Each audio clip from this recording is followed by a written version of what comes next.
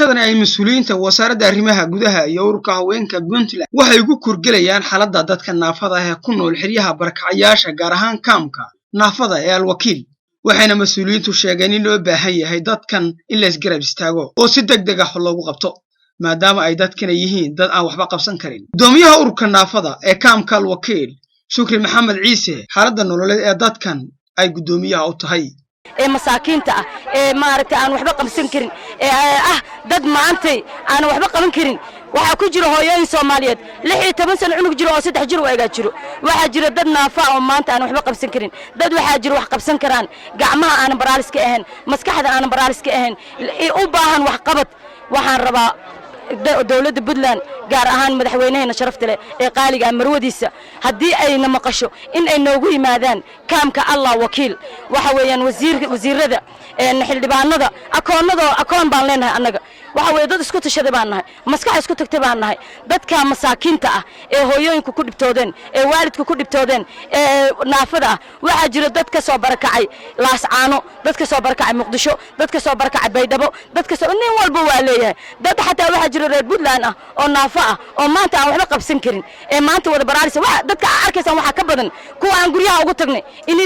idin geyn doona hadii aad tiin midiyaasha oo nolol soo arki doontaan oo nolol soo booqan doontaan waxaan aad aan u codsanayna nin kasta oo maqla qayl dhaanteena gudoomiyaha ururka haweenka 9 gobol ee Puntland waa gabar haliyay ah awal buulo agaasima waaxeedka qaybta masiibooyinka wasaaradda arrimaha gudaha Puntland ayaa sheegay in wasaaradda arrimaha gudaha ay diyaar u tahay inay caawiyaan dadkan lixaadkood wana dhameey salaan kadib dadka waxaan jeclahay magaca wasaaradda arrimaha gudaha inaan ku ilaado gudoomiye ku-xigeenka degmada waa ku dameeyay hay'adda deegaanka bulshada dadka halkaan jooga bud iyo ururka haweenka dadka halkaan jooga horta maxay ka kooban yihiin aswadiine xagee ka yimaadeen dalka gobolada dalka Soomaaliya ka yimaadeen dadka curyamada dadka barnaamijku hayo dadka dhiban dagaaladii Soomaaliya ka dhacay ee sokeeye waa kuwo ka yimid dhibkaas waxa ugu dara Soomaaliland markii la saacado qabsatay shacbiga barkicisay dadka halkaan ku nool oo hadda aan joogno waxa weeye dad badan oo fara badan ayaa kamid ah dadkii halkaas ku luga beeray ku ciyaamay gudoomiyaha Puntland Khadro iyo madaxa mashaariicda ururka haweenka Amaal Maxamed Saciid ayaa ku baaqay in dadka naafada ah loo soo gurmado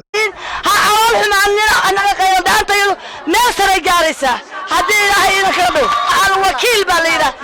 Allah wakiil kaalka naafada Al-Wakiil baa joognaa saakay ururka yaga haweenka Puntland waa ka shaqeynayaan diyaarna waa u yihiin waana la soconaynaa in kala fahmayno walaalaha yaatiin waa in iimaanina saacad kasta iyo maalin kasta Allah subhanahu wa ta'ala maanta halkan sinawada nagu keenay runtii maanta waxaan joognaa kaamka Allah wakiil waxaan aragnaa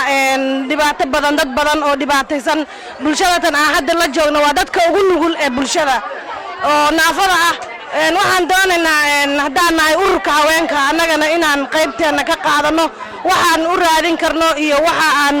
ku caawin karno inaan u baxalkeeno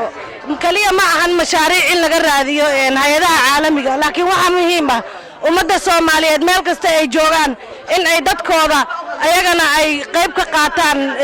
dadkan la caawinayo oo walaalahooda meel kasta ay joogaan ilaahay wuxuu yiri isku naxariistaan inay naxariistaan waxa muhiim ah in inagu dadkeena u gurmano waay dadkan waa dad inaga ina sugaya inaga loo baahan yahay in samata bixino alxamdulillah inaga caafimaad ilaahay waa ina siiyay laakiin dadkan maatada ay nagu agnool waxa muhiim ah in gurmad iyo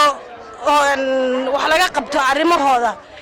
annaga urur haween ahaan aad baan u dadaalaynaa wixii aan u raadin karno hay'adaha caalamiga waan uga raadinaynaa meel kastana waan u gargaraacaynaa bulshada Soomaaliyeedna sidoo kale waxa ka rajaynaynaa inay dadkan u soo gurmadaan wax u qabtaan walaalahooda dhiban waana ka baxay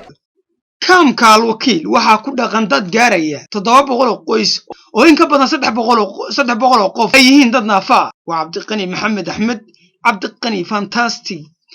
Kelson TV, Garowe.